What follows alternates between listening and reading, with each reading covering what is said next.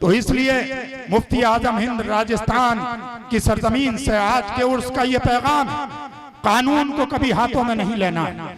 जब भी इस तरह के मामलात आए, साइलेंट एहतजाज कीजिए। एहतजाज में ब्रेकेट तोड़ना, उत्तेजित होकर उल्टे सीधे नारे लगाना, किसी को कोई ईजा पहुंचाना सख्त मना है। कानून को कभी आपने हाथ में मत लीजिए।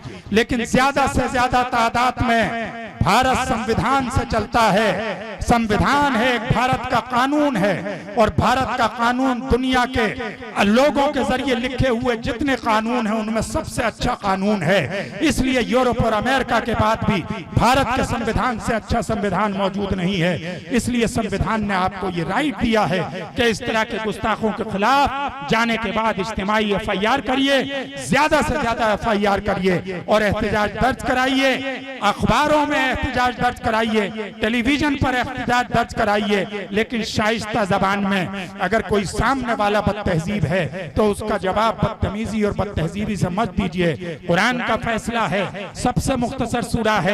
फिर एक जुमला मिला दूं मौलाना तौसीफ रजा साहब की बात में कि मौलाना तौसीफ रजा साहब ने फरमाया था कि कुरान ने बार बार चैलेंज किया कि अगर आप कुरान को इंसानी कलाम समझते हो तो इसकी तरह का एक पारा ले आओ, एक सूरत ही ले आओ और एक रुकू ही ले आओ, और लास्ट में ये हुआ कि एक आयत ही ले आओ। तो सबा मुअल्लक़ात में जो मुअल्लक़ात हैं, आपको पता है अरबी के स्कॉलर हैं कि उन मुअल्लक़ात को खाने काबा पे आवेजा किया जाता था जिसका मुअल्लक़ा सबसे अच्छा होता था, जिसका कसीदा। चुनांचे चैलेंज के तौर पे इन्ना आतैना कल कौसर फसल्लि लिरब्बिका वनहर इन्ना शानिअका हुवल अब्तर, इस सूरह मुबारका को आवेजा किया गया कि अगर आप अपने दावे में सच्चे हो तो और इसे शायरी समझते हो तो इसका चौथा मिसरा लगा दो या एक आयत ले आओ। तो लुबैद के ईमान लाने का वाकया भी यही बयान किया जाता है कि लुबैद ने लिखा था कि हाज़ा लैसा मिन कलामिल बशर, यानी ये किसी बशर का कलाम नहीं हो सकता। और दूसरा, इस सूरह मुबारका का शान नुज़ूल ये है कि जब अल्लाह के रसूल के बड़े साहबजादे हजरत इब्राहिम का विसाल हुआ तो अल्लाह के रसूल थोड़े से गमज़दा रहने लगे और उन्हें अफसोस हुआ। तो चुनाचे कुफार मक्का ने यह कहना शुरू किया कि हम मोहम्मद अब्तर हो गए, उनकी ज़ुर्रियत खत्म हो गई, उनका कोई नामो निशान, नाम लेने वाला नहीं रहेगा। तब ये सूरह मुबारका नाजिल हुई, इन्ना आतैना कल कौसर, ए महबूब हमने आपको कौसर अता किया। और ये उलमाए किराम, मुफ्तियाने किराम बैठे हैं कि कौसर का एक मतलब तो वो हौज़े कौसर है और दूसरा मतलब खैर कसीर है, यानी दुनिया जब से वजूद में आई है और जब तक कायम रहेगी उसमें जितनी भी खैर और भलाई होती रहेगी उसके मालिक और उसका सेहरा रसूल करीम सल्लल्लाहु अलैहि वसल्लम को जाता रहेगा।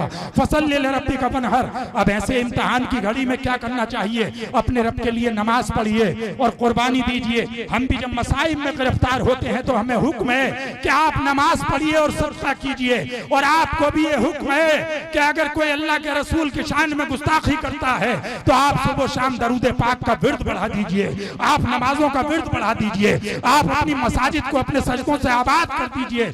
इसलिए कि कुर्रतु ऐनी फी सलात, आपके नबी का फरमान है कि मेरी आंखों की ठंडक नमाज में है। आप तो खुद ब खुद नबी करीम का रास्ता छोड़ कर जिल्लत और रुस्वा हो रहे हो। और आखिरी आयत इन्ना आतैना कल कौसर फसल्लि लिरब्बिका वनहर इन्ना शानिअका हुवल अब्तर, जिसमें कहा गया कि बेशक आपका दुश्मन ही अब्तर हो गया, उसकी ही ज़ुर्रियत खत्म हो गई। आज दुनिया का कोई भी बड़ा जालिम हो, नेतन्याहू हो कि बाइडन, आज कोई भी अपने आप को अबू जहल की औलाद कहलाने के लिए तैयार नहीं, अपने आप को अबू लहब की औलाद कहलाने के लिए तैयार नहीं, अपने आप को उतबा और शैबा की औलाद कहलाने के लिए तैयार नहीं, अपना रिश्ता कुफारे मक्का से जोड़ने के लिए तैयार नहीं। इसलिए कि नबी ने फरमाया था कि कुरान ने फरमा दिया कि आपका दुश्मन ही अब्तर हो गया। वो तो आपको अब्तर बता रहे थे, लेकिन नबी करीम की नस्ल ऐसी फैली कि आज रूए जमीन पे जहां जहां भी कलमा पढ़ने वाले हैं, जहां जहां भी महफिलें हैं, जहां जहां भी स्टेज सजे हुए हैं, जहां जहां भी कोई इज्तिमा है, उसमें कोई इज्तिमा ऐसा नहीं जिसमें कोई आले रसूल ना बैठा हो, कोई औलाद रसूल ना बैठा हो, कोई सादात से ना बैठा हो, किसी का ताल्लुक अहले बैत अतार से ना हो, कोई किसी जरिए से कोई हसनी है, कोई हुसैनी है, कोई औलाद फातिमा और औलाद अली है। इसलिए अल्लाह के रसूल की ज़ुर्रियत को पूरी रूए जमीन पर बखेर दिया गया। इसलिए दोस्तों, आज भी इस सूरह मुबारका को बहुत सारे मसाइल को हल करने के लिए, घरों में बरकत लाने के लिए इस्तेमाल किया जाता है। मुफ्ती आजम राजस्थान के उर्स से ये मैसेज लेके जाइए कि आपको तालीम भी हासिल करना है और अमल भी करना है और अपने अखलाक से लोगों को मुतासिर भी करना है।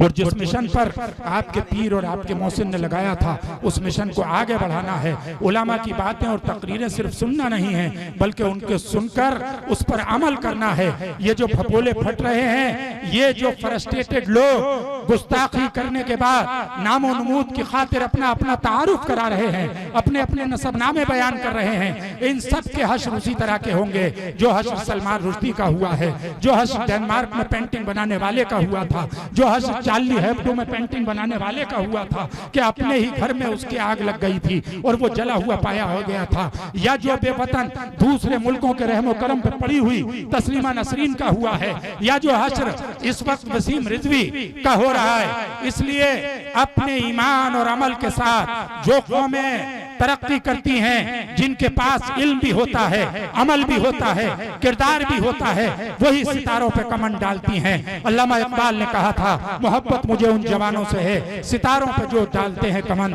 आखिर दावाना अनिल हम्दुलिल्लाहि रब्बिल आलमीन। इस्लाम जिंदाबाद, हिंदुस्तान जिंदाबाद, भारत का संविधान जिंदाबाद, मुफ्ती आजम राजस्थान पाइंदाबाद। बहुत बहुत शुक्रिया।